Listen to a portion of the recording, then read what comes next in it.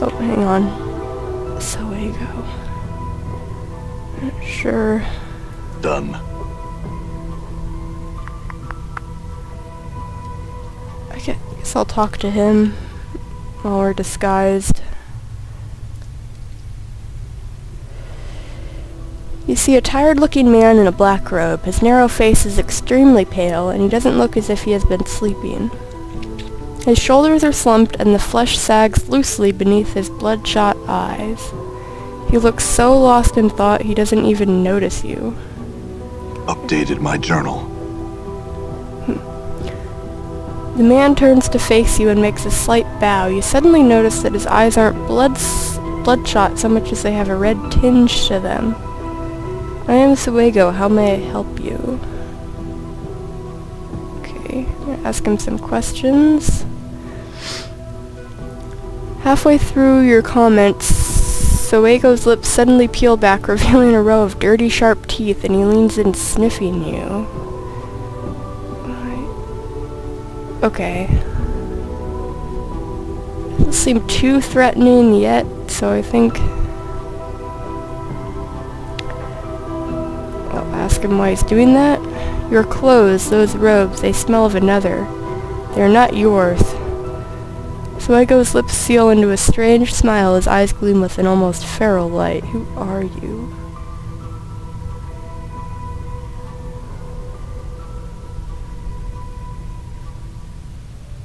Okay. Doesn't seem like he's gonna call for help yet. And I think it seems like he's a little more integral to the story than the dustmen, who seem pretty generic, so yeah, I think we're gonna tell him. Oh, but I'm afraid it is my concern. Soego's eyes gleam red, and the corners of his mouth twitch slightly, as if in anticipation. He sneers, displaying a row of sharp, dirty teeth. Mayhap I should call the guards?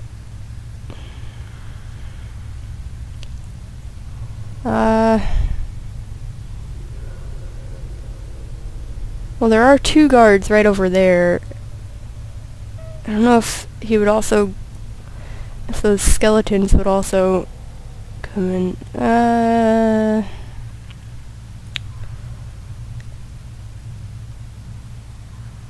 Well... I guess...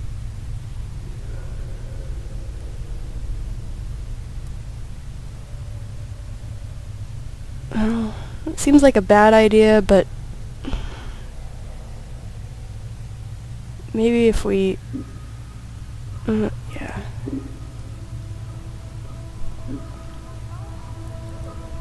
Soego nods and the corner of his mouth twitches. Why, of course, these halls can be confusing to visitors. No harm done, but you were not permitted here in the mortuary after 9 bells. Let me open the front gate for you. Okay, this sounds like a trick.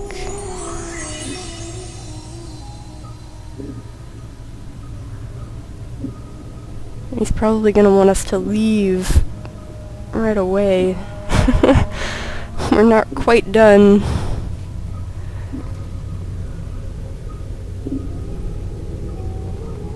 Yeah, the front gate is now unlocked, but you cannot re-enter. Try to ask him some questions. Do you know anyone named Farod? Farod, of course I know him. A ghoulish man, no respect for the dead, and even less for the living. He's a scavenger, a collector. Collectors make their living gathering corpses and bringing them here to the mortuary. We then make sure the bodies receive a proper burial. Okay, ask him where we could find him. I know he resides in the Hive, the slums outside the mortuary, but I do not know exactly where. Some of the other collectors may know, if they'll talk to you. Okay. I think we're also going to ask him if he's seen our journal. No. I guess we can also ask him about looking tired. I have recently taken ill. Minor fevers, nothing more. Sometimes they make me sleep. They make sleep difficult. Well, he did open the gate for us, so I think we can ask, or we'll ask him. No. Okay. Alright. Well, I guess since we can't re-enter... I hope we didn't follow, okay. Alright. I don't think we're gonna leave quite yet. Done. Okay. Done. Done.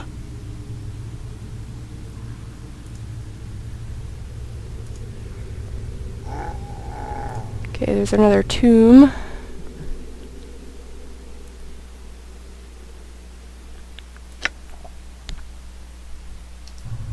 All right.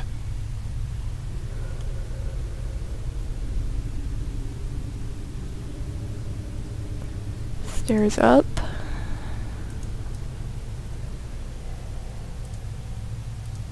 Another rusty, blood-covered slab.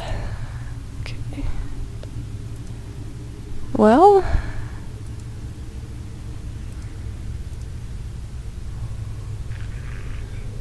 This is a heavy barred gate of rusted steel. Doesn't appear to be any way of opening it. Okay, and who? Dustman. Okay. I'm gone. I'm gone. I'm gone. Yeah.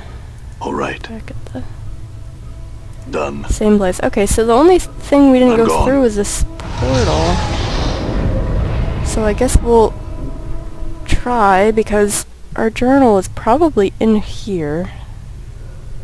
Or in the mortuary somewhere.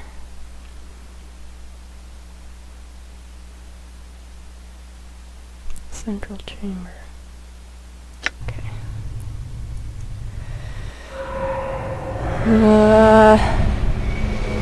Great.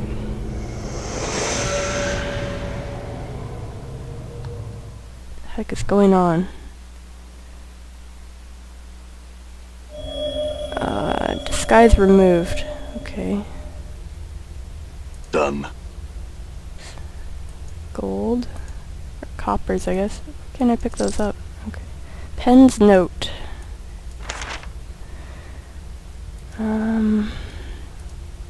The sarcophagus appears to have been here for centuries. There's no lid.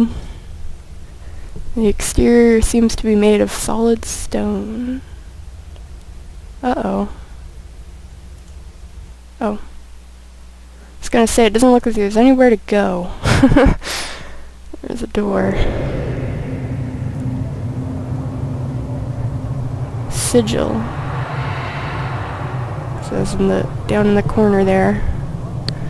And Sigil is from Baldur's Gate 2. It's the it's where Herdelise and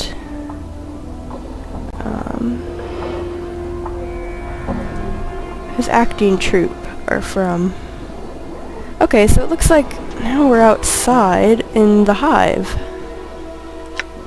And so we couldn't get back in through the front gate if we had left from that, or so Ego claimed. But it looks like, let's see if we can go. Yeah, it looks like we can go. What's that? It's a brazier. Oh, okay. Can't go back through that portal, so I guess I don't know if we're going to be able to re-enter the mortuary through the front gate, since we didn't exit that way. Looks like we might not get back in there again. I'm gone. Okay, well, I'm going to save.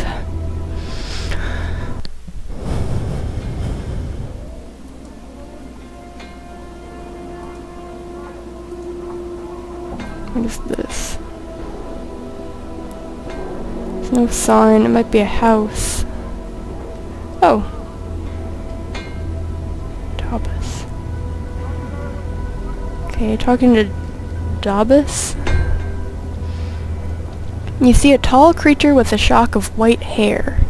Its skin has a greenish cast, and a pair of goat horns protrudes from its forehead. It is dressed in long, flowing robes, and appears to be floating slightly above the ground.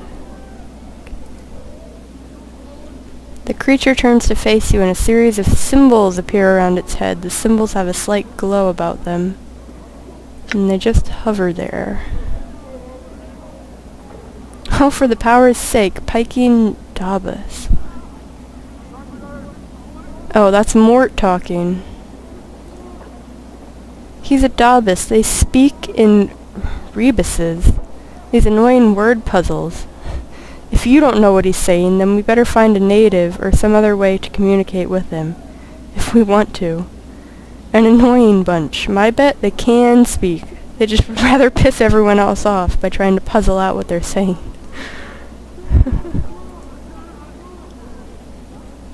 Chant is they're janitors for the Lady of Pain.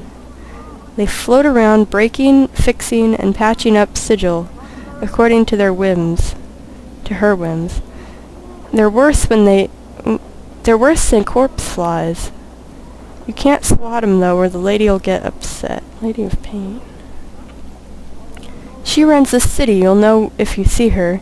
She's got these blades around her face. She's about the size of a giant, and she floats off the ground, just like these guys. Mort nods at the Dabus, who is looking at you both. Nobody knows much about her. She doesn't speak much. All you need to know is that you don't want to make her angry. If you see her, my advice, run. Okay. The Dabus waits patiently, its hands tucked into its sleeves. A series of symbols materialize above its head. Then they vanish, and a question mark appears. Okay. Well, it doesn't seem like Mort, I guess we'll ask, but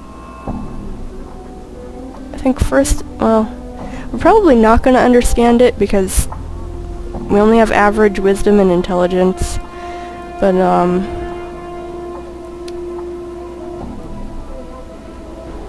you ask the Dabus several questions, trying to get a feel for the rebuses that appear above its head. Although it is extremely patient throughout your discussion, she can't seem to get the hang of it. I guess we'll ask Mort. Yeah, I'd sooner be strained through a Tanari's bowels and unravel myself for what these floating goat heads are trying to say. Find a sigil native. Okay, so it looks like...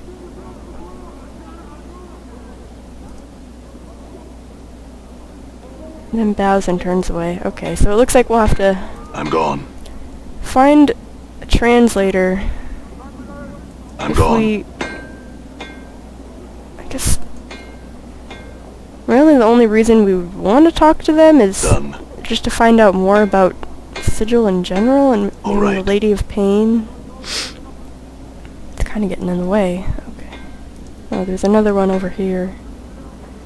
But, I mean, not much use talking to them. It's like Done. It's the end of the map there. Hive dweller. Okay.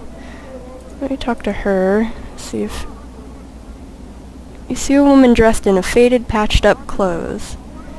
She glances at you as you approach, but turns away quickly, as if unwilling to make eye contact. Okay. The woman glances at you again, gives an ice-cold look, then turns away.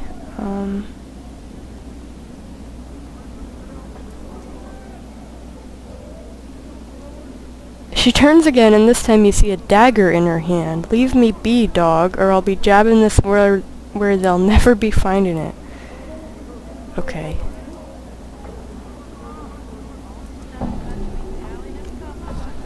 Clearly she was not going to volunteer any information. Harlot. Okay. Well, She might be able to... let's see. She's probably going to be less hostile, well, maybe, than